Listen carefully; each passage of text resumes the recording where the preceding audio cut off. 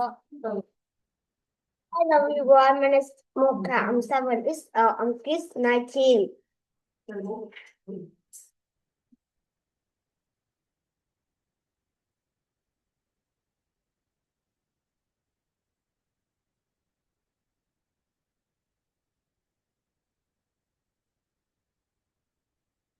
Yeah. Yeah.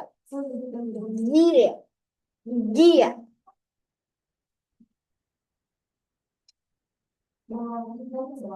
Yellow. Yellow. Yogurt. Yogurt. Yeah. Yeah. Yeah.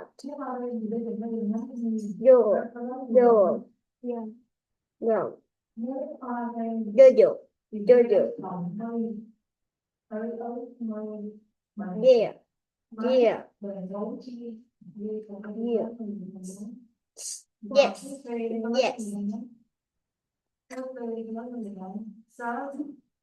Yeah. Yeah.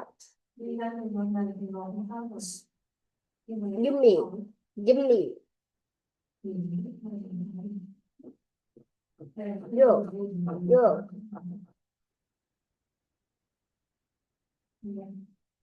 The yogurt boss. Yes. Yogurt. The young boy is yogurt. The young boy is yogurt. Yes, a yo-yo is in the air. Yeah. Yes, a yo-yo is in the yard.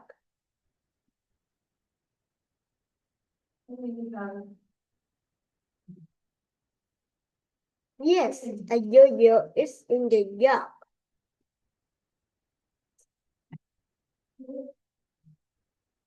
Thank you and goodbye.